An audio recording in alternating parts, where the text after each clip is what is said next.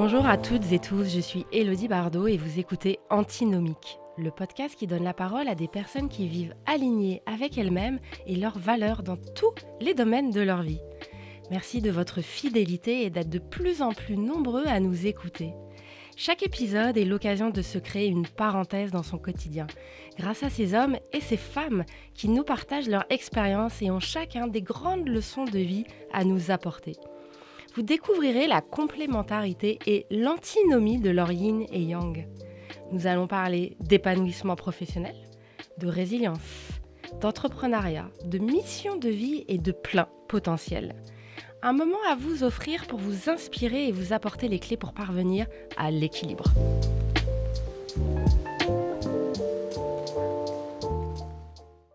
Bonjour à tous, aujourd'hui nous recevons le groupe de musique pop 21 juin, le duo. Ils étaient finalistes à l'Eurovision 2021 sur France 2. Manon a 34 ans, née à Annecy, elle travaillait dans l'événementiel depuis 10 ans. Et Julien, 41 ans, né à Toul, travaillait depuis 8 ans dans la finance. Ils ont eu un coup de foudre le 21 juin 2011 et c'est là que leurs vies respectives ont basculé dans la musique. L'éclatant duo 21 juin est né avec Julien qui l'enrichit de sa solide éducation musicale et de sa rigueur et auquel Manon apporte son précieux ressenti. Ils se sont produits sur la scène de la Cigale en première partie de Julie Zenati et en ont fait d'autres avec 3 cafés gourmands, Trio ou Louane. Actuellement, ils sont en pleine composition de leur nouvel album. Manon, Julien, bonjour à tous les deux. Bonjour. Merci d'ailleurs à tous les deux d'être là. C'est Merci, vraiment un merci pour plaisir l'accueil. de vous rencontrer. Est-ce que je peux te demander de présenter la femme que tu es ? C'est marrant parce que quand tu dis la femme, j'aurais tendance à dire la fille. J'ai beaucoup de mal à me considérer comme une femme. Mais donc je suis une petite fille des montagnes. Je le ressens vraiment encore comme ça, même après 15 ans à Paris avec Julien. Qui reste très rêveuse et très confiante dans ce que lui réserve la vie. J'ai rencontré Manon au bord du lac d'Annecy en 2011 et elle organisait un concert avec sa boîte d'événementiel, comme tu disais, donc elle travaillait dans l'événementiel. Et puis moi j'étais à Paris, je bossais dans la finance et à côté, pour le plaisir, je faisais de la musique. Et puis donc j'arrive au Palace de Menton avec mon guitariste et puis Manon, qui bossait pour la société d'événementiel, nous accueille et là, moi j'ai le coup de foudre direct. Voilà, c'est vrai, c'était vraiment instantané. Je l'ai vu, j'ai dit direct à mon pote Johan, guitariste, je lui ai dit oh, elle est incroyable cette fille, elle a une énergie, elle dégage un truc et tout. Oh, mon petit non, mais je pensais que c'était un peu raconté, mais c'est vrai, t'as eu vraiment un coup de foudre. Ah ouais, bah oui. Moi, c'est ce que j'ai lu en tout cas. Ouais. 21 juin, d'où le nom de groupe. Par contre, je croyais que c'était à Paris, mais non. Ah ouais, c'était au Palace de Menton. C'est ça. Oui, Palace de Menton. Après, moi, j'habitais à Paris. C'est ça. Donc, j'ai un peu piqué Manon à ces montagnes, je l'ai emmenée à Paris, je lui ai dit on va rester 2-3 ans, puis finalement on est resté 10 ans. Voilà. Mais je t'ai quand même ramené dans tes montagnes. C'était un peu le deal. On y Tu est revenu. m'avais dit on reviendra. Voilà. Ça a pris un peu plus de temps que prévu, on va dire. Parce qu'on était bien à Paris quand même, on s'est épanouissait à Paris et tout ça, mais voilà. Et si je te demande de présenter l'homme que tu es ? L'homme que je suis est un homme très optimiste, plein d'énergie et de rêves aussi. De rêves comme Manon, je pense que là-dessus on se partage. Et en même temps plein de doutes et plein d'angoisses au fond de lui. Et je pense que toutes ces angoisses, je les combats en mettant des challenges de plus en plus haut. Premier challenge, ça a été de changer de vie, de lancer ce duo, de jouer sur la scène de l'Olympia, de jouer sur des zéniths, de faire ci, de faire ça, de faire des clips, de faire... Voilà, donc on se fait des challenges avec Manon. Et puis elle m'accompagne dans ces challenges et c'est génial de les relever à deux. Parce que tout seul, c'est plus dur. C'est plus sympa à deux. C'est plus sympa à deux, ouais. Paraît-il. C'est ça l'adage, non ? On va plus vite tout seul, mais plus loin c'est ensemble. Ça. Ouais, c'est ça. Seul, on va plus loin. Ensemble, ouais, complètement. Manon, dans ta vie d'avant, j'ai vu que tu travaillais en TV, en venant tout droit d'un petit village de Haute-Savoie, sans formation. T'as monté ta boîte, seule, à Paris. T'as tout plaqué pour devenir chanteuse et faire l'Eurovision. Alors forcément, c'est pas commun. Non. Du tout. Donc, question. D'où ça te vient, ce côté-là ? Eh ben, j'en sais rien. Je vais répondre à un truc un peu étrange, mais je fais partie de ces gamines qui jouaient au Playmobil avec Starmania en faisant des concerts où j'ai appris par cœur l'album de Lara Fabian et je faisais des concerts devant ma glace. Et je sais pas pourquoi, mais au fond de moi, j'ai toujours pensé que ça m'arriverait.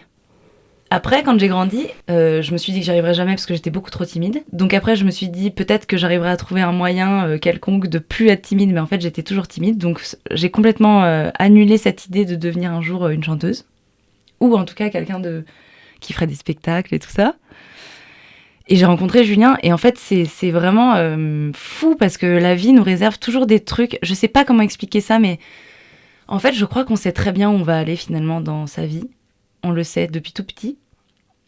Soit on fait les choix d'essayer d'accueillir un peu ce qui nous arrive, soit on fait le choix de se mettre dans un truc hyper classique et de peut-être se rassurer avec un truc qui est réconfortant, plus structuré, des écoles, je sais pas, ça peut être plein de choses.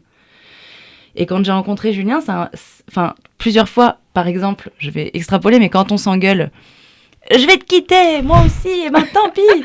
Et ben quand j'y réfléchis sérieusement, je me dis mais qui je serais sans lui ? Parce que Julien, ça a vraiment été une personne qui a pris un rôle dans ma vie, moi, personnelle, parce qu'en couple, on est deux, évidemment, mais on est aussi individuel.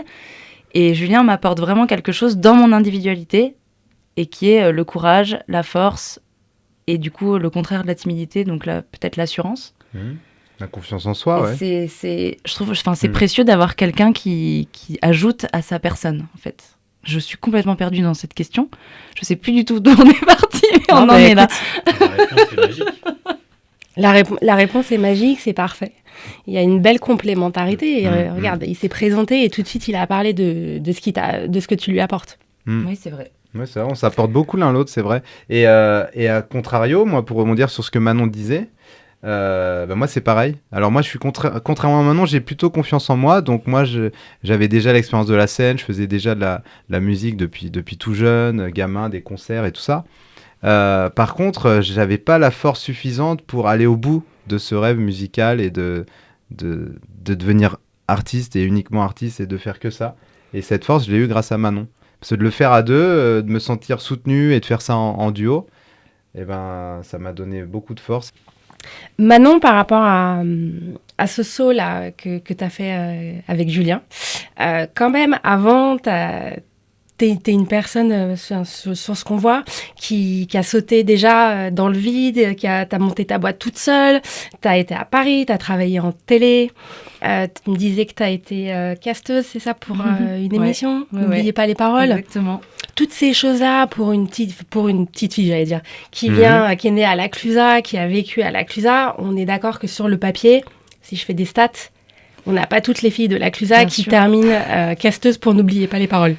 C'est sûr. Du coup, est-ce que comme ça, spontanément, tu te dis, oui, effectivement, dans ma famille, il y a telle personne qui m'a un peu inspirée, qui m'a donné ce modèle-là, ou quelqu'un de connu ?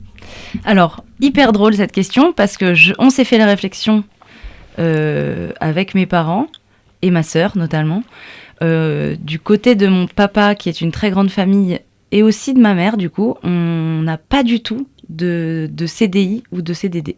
C'est que des entrepreneurs ou des professions libérales ou des commerçants indépendants et tout ça. Et il y a effectivement peu de modèles classiques. Je ne sais pas si c'est très bien de dire classique parce que c'est pas vraiment classique. Conventionnel. Mais oui, peut-être en tout cas avec des gros engagements et tout ça. Donc je crois qu'on est assez libre dans ma famille et que certainement ça joue sur les générations qui arrivent.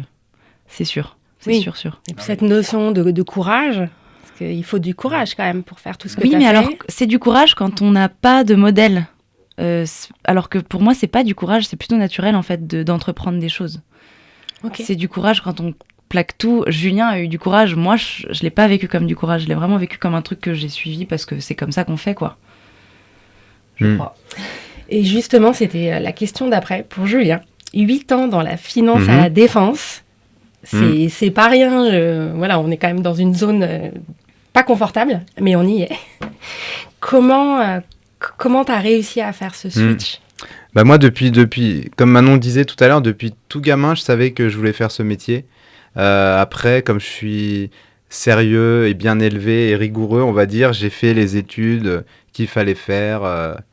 Les études sérieuses, la prépa, le lycée, bien prout-prout avec voilà, l'option maths, bac S et tout ça, la prépa à l'école de commerce, le MBA en finance aux États-Unis. Donc j'ai vraiment poussé le truc au maximum. Et puis je regrette pas du tout d'ailleurs parce que j'avais aussi besoin moi d'accomplir ça, de me prouver que j'étais capable voilà, d'aller au bout de mes études, au bout du rêve d'être le cadre en costard-cravate à la Défense, qui gagne bien sa vie, qui vit à 1000 à l'heure, qui va de réunion en réunion et tout ça. Et j'ai fait ça pendant 8 ans, mais je savais que ça durerait pas éternellement parce que j'avais toujours ce rêve d'être artiste au fond de moi. Et je voulais pas être frustré toute ma vie. Donc à un moment... je me suis dit, allez, j'arrête. En fait, j'ai saisi une opportunité, c'est que ma boîte venait d'être achetée par un groupe américain et on avait peut-être l'opportunité de discuter d'un départ et tout ça. Et donc, je pense dans la vie, on a des opportunités qui se présentent à nous, il faut juste ouvrir les yeux et les saisir. Et moi, par exemple, le fait que la boîte ait été rachetée par un groupe, je me suis dit, tiens, ça, c'est une opportunité. C'est maintenant que je peux partir et c'est maintenant qu'il faut que je le fasse. Et en plus, j'avais Manon qui était en couple avec moi depuis 7 ans, qui me donnait cette force-là, et d'être à deux, on se sent plus fort aussi. On se sent soutenu, on se sent un peu, pas invincible, mais presque. Nous, on aime beaucoup la série House of Cards, tu sais, où il y a le couple de président. Bon, ils sont complètement fous et tout, mais tu sais, ils tapent sur la table et ils se disent tout est possible et tout, ils tapent comme ça. Et avec Manon, on se dit, mais nous, il faut trop qu'on soit ce genre de couple où on se porte l'un l'autre et on se soutient dans toutes les... Alors eux, ils ont des galères 1000 fois plus grandes que les nôtres, mais ils sont un peu fous, mais en tout cas, voilà, je trouve que le couple, ça peut être ça aussi, ça peut être se donner de la force. Les deux montagnes qui se rencontrent. J'ai vraiment cette image-là. Ok. Je voudrais parler d'épanouissement professionnel, parce que c'est pas parce qu'on se lance dans l'entrepreneuriat, dans la vie d'artiste, que tout est beau, tout est rose. Vous vivez des obstacles, des difficultés. Bien sûr, ouais. Je vous ai fait compléter à chacun un petit questionnaire, parce que j'aime bien savoir pas mal de choses avant qu'on se rencontre. Et notamment, Julien, tu disais finalement que ça fait que quelques mois que tu es plus en épanouissement professionnel. Oui. Et forcément, je me suis dit, il faut que je te parle de ça, parce que le groupe, vous l'avez créé en 2017. Ouais, en fait, ouais. Du coup, si tu veux bien un peu parler de ce démarrage. Ouais, bien sûr, développer, ouais. En fait, c'est vrai que c'est un peu comme monter une boîte. En fait, il y a plusieurs phases. C'est vraiment des montagnes russes. C'est-à-dire qu'on a Et vraiment, dans la musique, c'est encore décuplé, je pense, les émotions, parce que tout se mélange. Le pro, nous, l'amour... le personnel, enfin tout se mélange et donc les sensations fortes, les bons moments sont décuplés. Par exemple, je sais pas, quand un jour on chante à l'Olympia en première partie de 3 cafés gourmands, comme tu parlais tout à l'heure, bon bah c'est juste magique en fait. On se dit waouh, on a accompli ça, on était pendant 30 minutes devant 2000 personnes qui chantent nos chansons, il y a une énergie folle. Et à contrario, les downs sont très downs, c'est-à-dire que quand on a des doutes, quand on a des déceptions, quand on a des désillusions, et ben c'est très dur parce qu'on n'a rien d'autre, en fait. Ça, les gens, ils s'en rendent peut-être pas compte, mais quand on est artiste et qu'on chante et que c'est notre métier, c'est vraiment toute notre vie, quoi. C'est-à-dire toute la journée, on travaille, on pense qu'à ça, voilà. C'est vraiment un peu obsessionnel comme vie. Et du coup, les downs, ben, on peut pas se dire, bon, bah, c'est pas grave, je sors du bureau, je vais penser à autre chose et tout. Non, nous, le bureau, il est partout.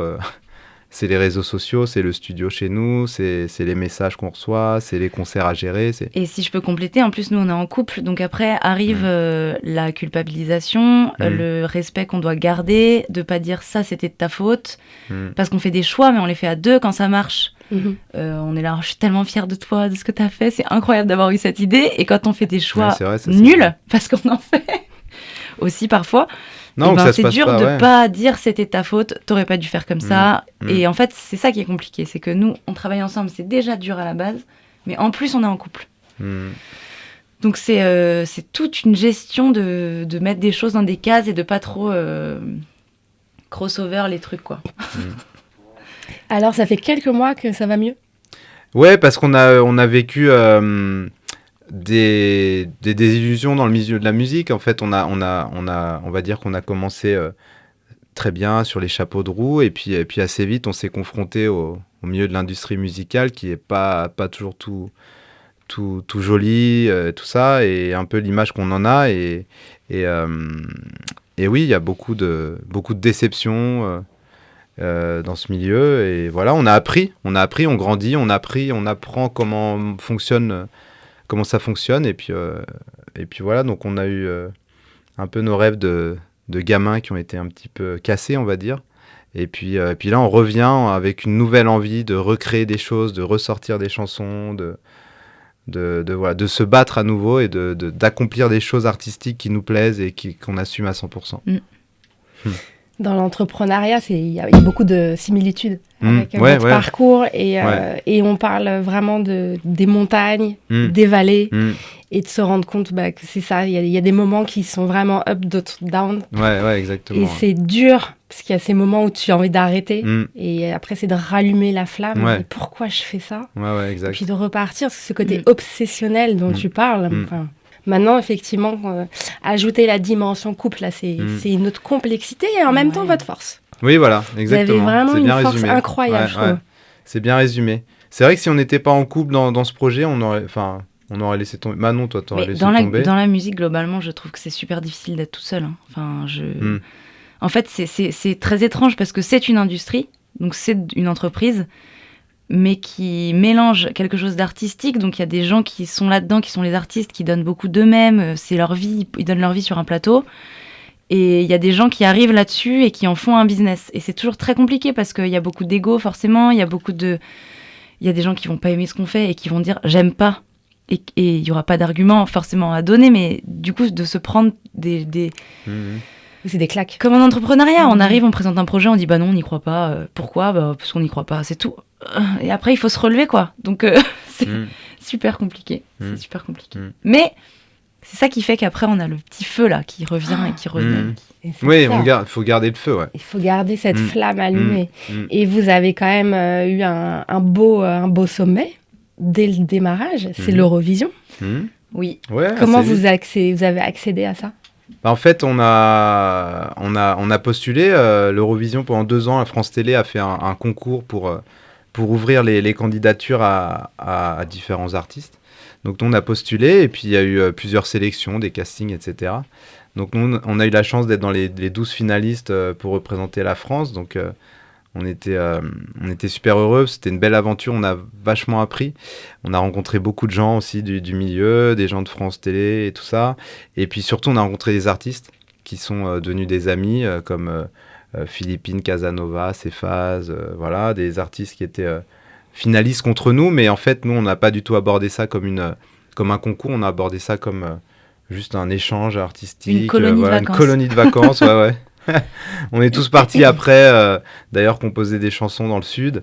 Et oui, c'était une super aventure parce qu'en termes de gestion du stress, là, on a gravi une marche, quoi. C'est-à-dire chanter en live sur France 2 devant, je sais pas combien il y a de millions de personnes. 2, après, 3 ce qui millions. était super chouette, c'était que c'était une compo. C'est une des seules émissions de télé où on chante des compositions. Donc ça, c'était une chance aussi. On a vraiment mesuré le... Ouais, défendre une compo et tout ça. C'est chouette. Ouais. En plein Covid, on a eu de la chance. Ouais. Je crois que ça a sauvé notre... parce que c'était 2021, nous. Ouais, 2021. Donc en fait, toute la prépa était en 2020. À base de distanciation sociale, de répètes en mode Covid, où on n'avait pas le droit de passer des pièces et tout ça. C'est pour ça qu'on est parti dans le sud. Après, tous les artistes de l'Eurovision, on a organisé une espèce de grande semaine où on allait écrire des chansons tous ensemble, parce qu'en fait, on s'est pas beaucoup vus. Mais du coup, on a eu de l'actualité en plein Covid. Pour des chanteurs, c'était quand même coton. Non, mais c'est vrai. Alors, du coup, pour bondir sur ce que tu disais tout à l'heure, avec les montagnes russes, du coup... c'est génial parce que la vie, même quand on a un down, elle nous remet un up juste après. Et il faut juste attendre un peu le prochain up, je pense. Et l'Eurovision, par exemple, c'était ça. Pendant un moment où on avait peut-être moins de trucs, moins d'actu, il y avait les confinements. On pouvait plus faire de concerts alors qu'on avait plein de concerts prévus. Donc, grosse déception artistique et personnelle. Et puis là, tombe cette aventure de l'Eurovision. Oui, d'ailleurs, je rebondis sur ce que tu dis parce que je pense que dans l'entrepreneuriat, c'est hyper important. Et c'est super difficile d'apprendre à laisser passer les moments où il n'y a rien. Ouais. Et à pas se battre contre des vagues qui nous arrivent comme si on se débattait dans la mer avec des courants.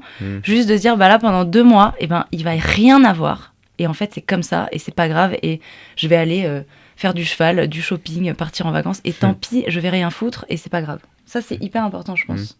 Ah, ouais. C'est un super conseil. Oui, Et vraiment. j'ai vraiment cette image-là, d'ailleurs on en parle en méditation, hein. C'est de calmer toute cette eau que tu as autour de toi pour mettre le calme et puis lâcher prise. Alors Oui, moi j'ai parce vachement que- de mal avec ça. Hein. Parce que voilà, Ça c'est Manon. Et ça, c'est Alors, la Manon, méditation. Tu Julien, vois. il se bat, mais en jusqu'à ce ça, que on mort se s'en complète. suive. Toi, tu vas te noyer. Ah ouais, moi je suis en mode je me noie, je fais tout, je suis jusqu'au boutiste, tu vois, Oui. comme par rapport aux études dont je parlais tout à l'heure. Jusqu'au boutiste et Manon me calme, me tempère, me dit non mais là c'est tout, c'est qu'en ce moment c'est pas notre temps, attends ça va revenir, on va avoir d'autres projets, d'autres trucs qui vont Oui, tomber. souvent, je lui dis attends, là, on réfléchit trop, c'est pas ça qu'il faut qu'on fasse. Juste, viens, on se casse, mais là, c'est pas ça, c'est trop compliqué pour que ce soit ça. T'as un côté instinctif et Oui. intuitif depuis ton Ouais. enfance Peut-être. que tu as encore là, ça Ah oui, s'entend, oui. et c'est chouette parce que ça, c'est une belle force. C'est chouette. aussi peut-être un peu de la flemme. Hein. En disant, ah non, moi, je vais pas me battre là-dessus, c'est pas ça, c'est pas grave, on fera autre chose. Ça se peut, hein, je sais pas. Mais en Si tout cas, c'est gagnant, si c'est on peut gagnant, donner c'est le cool. nom qu'on veut. Hein. Finalement, ce serait quoi l'étape d'après maintenant pour vous que vous aimeriez? À l'étape d'après, c'est un renouveau artistique qu'on est en train de construire. Là, on a fait des nouvelles chansons, on a un peu évolué musicalement, artistiquement. On a eu, comme on disait tout à l'heure, une période un peu difficile avec voilà, des déceptions professionnelles, on va dire, des confinements qui font qu'on a dû faire moins de concerts, etc. Donc on a eu 2 ans de grosses remises en question, on a même failli arrêter la musique. Mais on s'est battu. On s'est dit ça va revenir, on va recréer des choses. Donc là, on s'est mis en studio, on a refait des chansons. Manon, elle a été très créative à ce moment-là. Mais typiquement, comme on n'en pouvait plus et qu'on était super déçus, on a dit bon bah on fait des chansons un peu pour un peu sortir tout ce qu'on a à sortir. Exorciser Donc les choses. on arrête de se dire 21 juin le duo, c'est solaire, c'est pop, c'est joyeux, c'est positif. On s'est dit on fait des chansons qu'on a envie de faire et on a fait des trucs un peu plus engagés, un peu plus profonds, un peu plus tristes.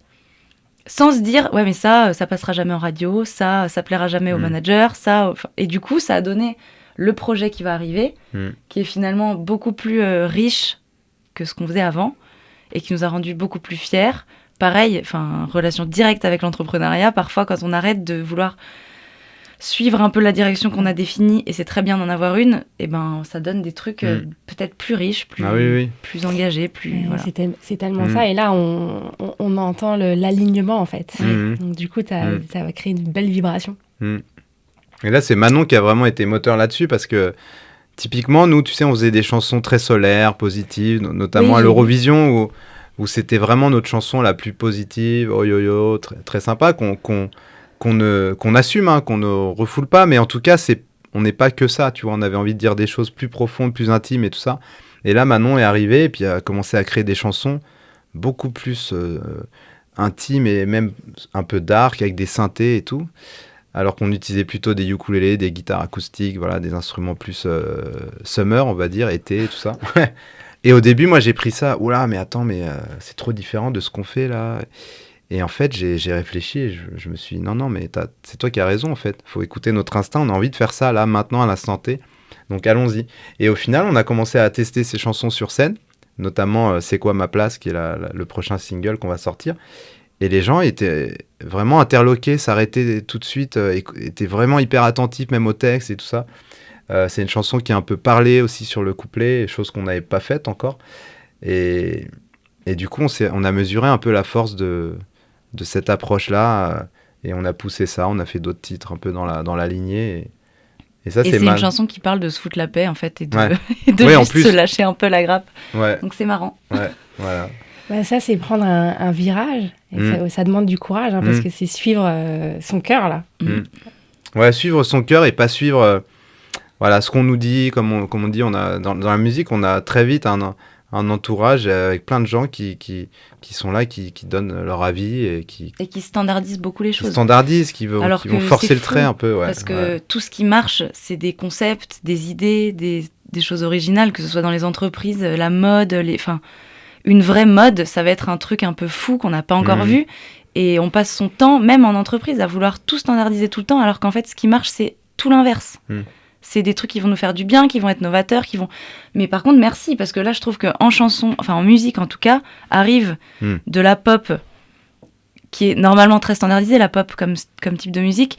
Mais là, il y a des Eddie De Pretto, même Camille Lelouch, qui arrivent du théâtre et qui ont tout cassé, quoi. Qui ont dit, on fait plus couplet, refrain, pont, refrain. On s'en fout, il n'y a plus de structure, on fait. Et là, je trouve que c'est assez positif ce qui se passe en musique, c'est qu'il y a des choses qui arrivent un peu tout en vrac comme ça. On mélange le rap avec la pop, on s'en fout un peu de tout, et c'est trop bien. Parce que c'est exactement vers ça qu'il faut tendre, c'est pas du tout... tout standardisé tout le temps, quoi. Et pour vous développer au niveau financement, comment ça se passe ? Mal. Mal, du coup, on vit chez ses parents, tu vois. On a rendu notre appart à Paris. Non, en vrai, on rigole, mais en fait, on s'autoproduit maintenant. Donc, on a monté notre boîte de prod, notre boîte d'édition, tout ça. Donc, on comme des entrepreneurs. On est vraiment comme des entrepreneurs. On fait des dossiers de 10 cm. Ouais, on fait des dossiers voilà, il y a des aides dans la musique, il y a des subventions, un peu comme dans le cinéma et tout ça. Donc, on est vraiment en mode entrepreneur aussi. Créer des dossiers, les gens s'en rendent pas compte, mais être artiste, c'est pas que faire de la musique. Je pense que la musique, c'est 15-20% de notre temps maximum. Le reste du temps, c'est des réseaux sociaux, faire des dossiers, agir en entrepreneur, quoi, en tant que producteur, en tant qu'éditeur, faire des demandes de subventions, organiser un tournage de clip. On vient de tourner un clip, là on est sur la fin, donc ça c'est énormément de travail aussi, 15 personnes sur le tournage, gérer tout, même le catering, la régie, qui emmène qui va chercher le chien à quelle heure, qui ramène les enfants. Donc voilà, mais en même temps c'est génial, c'est hyper varié, du coup on s'ennuie pas. Plein de choses à gérer. Quel est votre moteur à tous les deux pour tenir dans ce marathon ? Alors moi c'est Julien, c'est sûr. Moi c'est Manon, voilà. Alors, tu vois, on est l'un l'autre, je pense. J'avoue que j'ai posé la question, mais qu'en fait j'avais déjà les réponses sur mes questionnaires, et quand j'ai lu vos questionnaires, vous avez tous les deux mis ça, j'ai fait j'adore. Oui, c'est vrai. Ah, En plus, on l'a écrit en parallèle, et moi j'ai lu, tu vois, le contrôle fric un peu. J'ai lu le truc de Manon après, alors qu'elle n'a pas lu le mien. Et à cette question, on a répondu l'un et l'autre. Et ça, c'est un peu comme les amours, tu sais, où tu réponds deux trucs en parallèle et tu vois si t'as... C'est ça, et c'est rare, en fait. Parce que ce type de questionnaire, moi, c'est un peu le même avec mes clients. Ouais. Et c'est rare. Il y en a, mais c'est rare. Et c'est beau. C'est vraiment très, très beau, votre relation. On a de la chance de s'auto-porter, enfin, de se porter l'un et l'autre, ouais.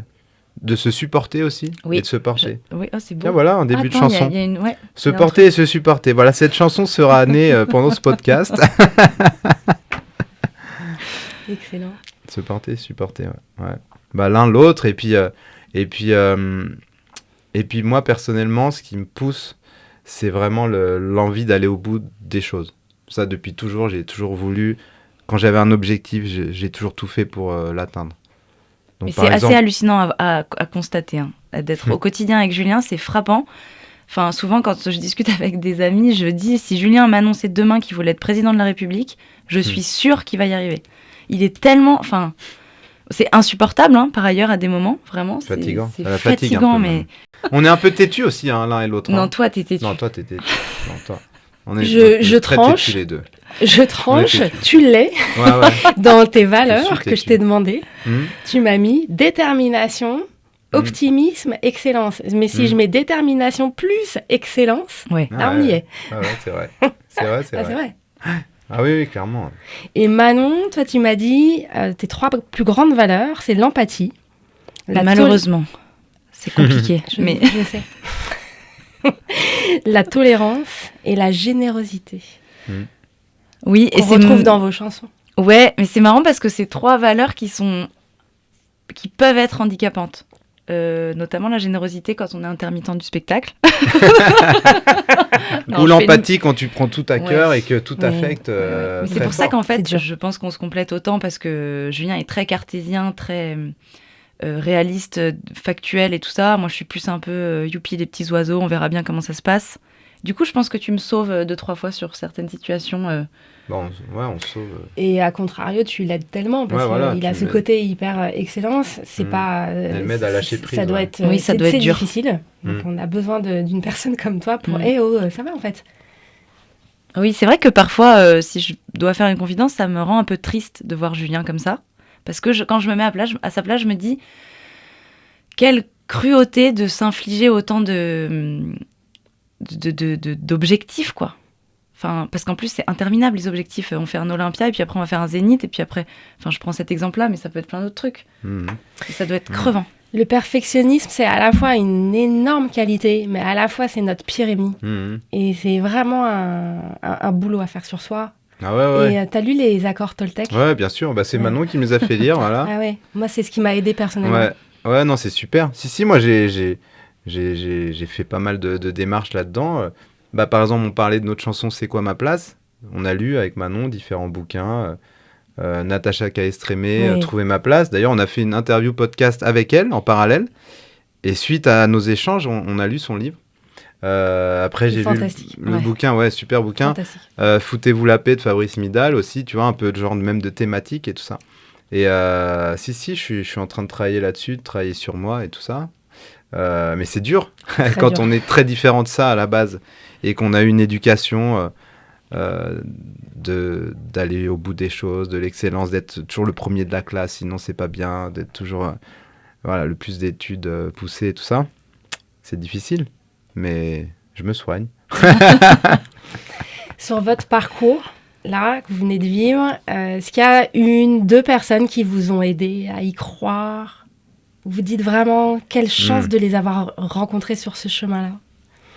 Vas-y mon chat, commence. Alors là, c'est complexe comme question parce que j'ai envie de répondre totalement sincèrement. Comme le disait Julien, on a traversé 2 ans là où on est en train de changer d'équipe de producteurs et tout ça dans la musique. Et ça s'est très mal passé et ça s'est très mal terminé. Mais si je devais remercier des gens, je ne pourrais pas ne pas les remercier parce que tout est parti de cette équipe-là, même si après il y a eu des différends et d'autres choses qui se sont passées entre nous. Il y a toujours des gens qui font du bien et qui après font du mal. On ne sait pas trop pourquoi, si c'est de notre faute ou pas, et puis peu importe finalement.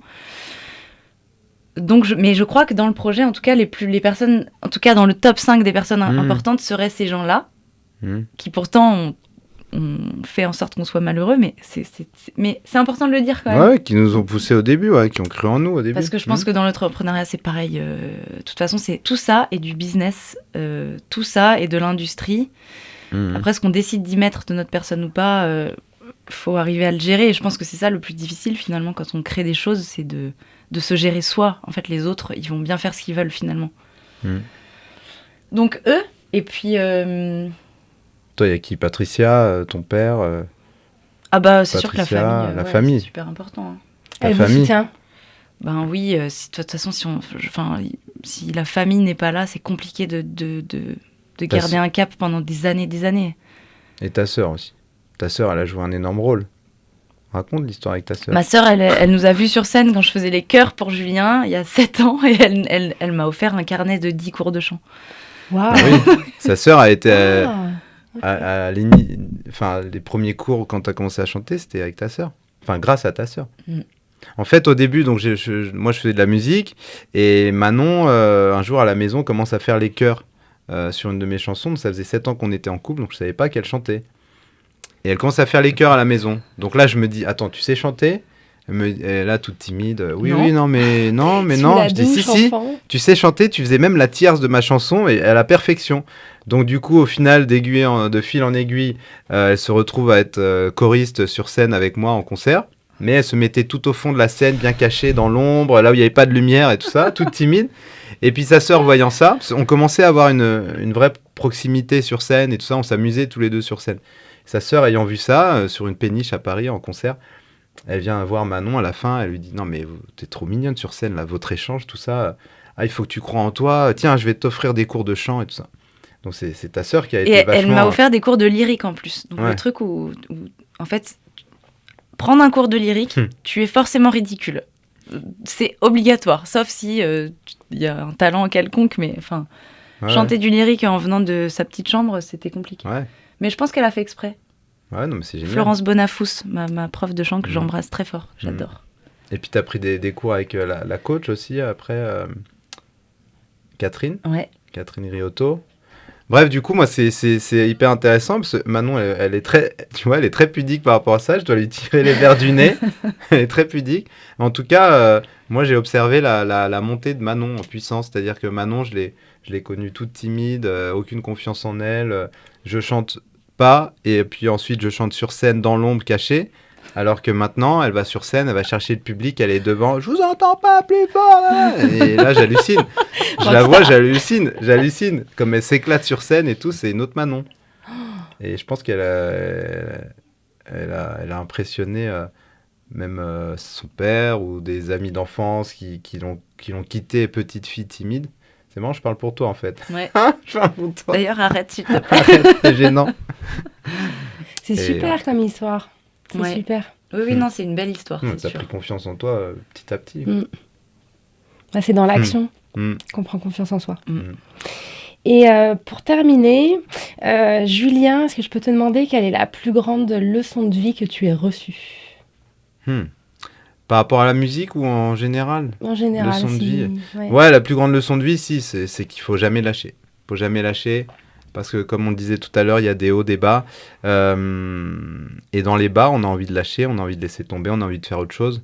Mais il y a toujours un haut qui se pointe à plus ou moins long terme. Et il faut jamais lâcher. Et moi, je rêve de faire ce métier depuis que j'ai peut-être l'âge de 12 ans. Et puis, la vie m'a détourné un peu de cet objectif, de ce rêve. Mais je ne l'ai jamais lâché de vision. Et voilà, et je suis en train de l'accomplir, ce rêve. Et du coup, je ne regrette pas d'être un être vivant qui est en train d'accomplir sa destinée, on va dire, ou ce qu'il a au fond de lui. Donc, c'est ça. Et si je suis autorisée à apporter un peu à ça, c'est pas ne pas lâcher pour ne pas lâcher. En fait, il faut bien identifier pourquoi, qu'est-ce qu'on lâche pas, en fait. Et si c'est de faire je sais pas, de parler en public devant 200 personnes, alors il faut pas lâcher, mais si c'est faire un zénith, il faut pas lâcher. Si juste ne pas lâcher, c'est ne pas lâcher pour être tout le temps heureux, ça suffit, en fait. On peut ne pas lâcher pour quelque chose qui est pas un truc très concret. Toi, je pense que t'as pas lâché. Oui, mais là, aujourd'hui, on fait toujours pas de zénith et on n'est peut-être pas connu comme on voudrait, mais je pense que t'es heureux dans la vie que t'as et que t'es content de pas lâcher pour ça aussi. Ah oui, c'est clair. Voilà, c'est clair. J'espère que c'était clair. C'est faire Très quelque clair. chose. Non, mais Non, t'as raison, mais faire quelque chose qui nous rend heureux. C'est pas juste pas lâcher et puis faire n'importe quoi parce qu'il faut pas lâcher, quoi. Il faut pas lâcher quelque chose qui va faire en sorte qu'on est heureux. Exactement. Ouais. Parce que parfois, il faut lâcher des trucs. On est d'accord, ne pas se noyer. Ne pas se noyer. D'ailleurs, dans notre clip, on a un plan là-dessus. Tu parles de pas se noyer. Il y a un plan où Manon est sous l'eau et elle se noie justement dans un aquarium et tout ça. Donc, c'est un peu la métaphore qu'on a utilisée, tu vois, où se noie dans la vie. J'aimerais bien vous demander après là, de jouer quelque chose. Si vous êtes avec OK. plaisir, Ouais. avec grand plaisir. Et pour terminer, je sais pas, j'ai envie de vous demander le mot de la fin. Est-ce que vous avez envie de dire quelque chose? Résilience, absolue. Ça s'entend. C'est le mot dans de la votre fin. parcours. Okay. Ouais, c'est super important, la résilience. Résilience et faire ce qu'on aime, ce que tu disais. Moi, c'est vraiment ma leçon de vie à moi, c'est que j'ai tout quitté. J'étais dans un cadre de cadre, c'est le cas de le dire. Voilà, bosser dans la finance. Tu es à Paris, tu gagnes bien ta vie. Tu as un chemin tout tracé. L'année prochaine, je gagnerai 10 000 € de plus. L'année prochaine, et puis tu montes. Et puis tu es pris un peu dans un piège de l'argent et du pouvoir, on va dire.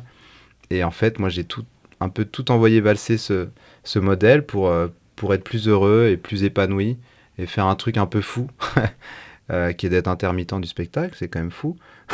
Mais voilà, mais par contre, je suis beaucoup plus heureux. Beaucoup moins riche, mais beaucoup plus heureux, beaucoup plus riche intérieurement et beaucoup plus apaisé par rapport à la vie, par rapport à tout ça.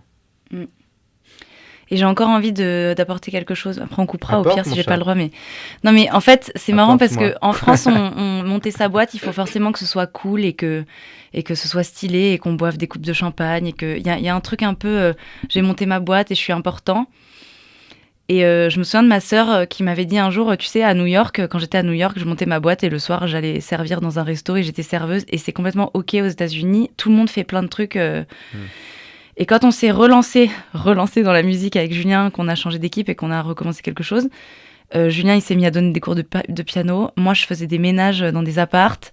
On a complètement diversifié nos revenus en plus de l'intermittence. Et en fait, je trouve que c'est important de dire aux gens que il y a rien de grave et que en fait, faire un petit boulot nul à côté, c'est pas grave parce qu'en fait, c'est pour faire quelque chose qui va nous rendre fiers plus tard. Et je trouve que c'est dommage à chaque fois qu'on s'empêche de dire moi je fais ça à côté parce que j'ai pas trop d'argent, je suis en train de monter ma boîte, c'est chaud. Franchement, il y a aucun problème quoi. Et je trouve ça super courageux d'encourager les gens à monter des boîtes et à avoir un revenu à côté qui est peut-être d'une source qui est des ménages, un resto, j'en sais rien ce que vous voulez. Mais voilà, c'est mon coup de gueule du jour aujourd'hui. Voilà. Merci vraiment pour ce partage, pour ces partages. Elodie. Merci. Ouais, Et on va merci. vous écouter. Avec plaisir. Super.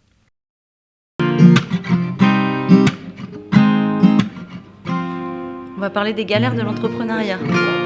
On va faire une dédicace. Trop de marre dans mon café. Je démarre déjà du mauvais pied. J'en ai profité pour le cogner. Ma fierté s'est tirée. J'ai tout un tas de choses à penser. Je suis en retard et je dois décoller. J'ai pas vu le trottoir arriver. Je suis en retard, fin l'histoire. Comme un air de déjà vu, déjà vu, déjà vu. Pourtant ce matin j'y ai cru, ouais. Galère sur galère. Voilà mon quotidien, c'est galère sur galère. Ça ira mieux demain, si de galère en galère. Je croisais ton chemin, mais galère sur galère. Me semblerait bien loin. Me semblerait bien loin. Mon rendez-vous vient de s'annuler. Détendez-vous, ça va bien aller. Couvre-feu, il faut déjà rentrer. Déjà, J'ai rien fait de ma journée. Ce soir j'ai toujours pas de café. Et j'ai de plus en plus mal aux pieds. J'ai pas récupéré ma fierté. Même scénar, fin l'histoire. Comme un air de déjà vu, déjà vu, déjà vu.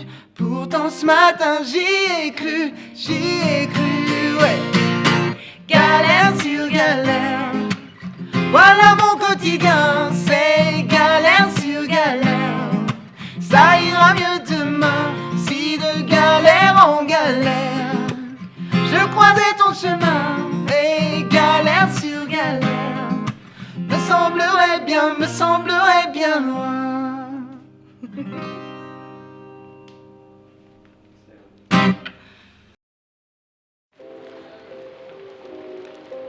Je vous remercie infiniment d'avoir écouté cet épisode et j'espère que vous avez eu autant de plaisir que moi à découvrir l'histoire de notre invité. Pour toutes les infos sur ce podcast et cet épisode, ça se passe sur le site méthode-cohérence.com. Aussi, si vous souhaitez me proposer des nouveaux invités qui ont des histoires inspirantes, n'hésitez pas à le faire directement sur LinkedIn ou Instagram sur mon compte Elodie Bardot. N'hésitez surtout pas à mettre des commentaires, de partager Antinomique à vos proches, d'en parler autour de vous. C'est comme cela et grâce à vous que Antinomique durera encore très longtemps. Je vous dis à très vite pour le prochain épisode que j'ai hâte de vous partager. Mais d'ici là, je vous souhaite une très belle journée lumineuse et inspirante. Retrouvez-nous également sur toutes les plateformes habituelles des podcasts. Et un grand merci à Cyril Marie de Inspire Studio et son équipe qui coproduisent ce podcast avec moi.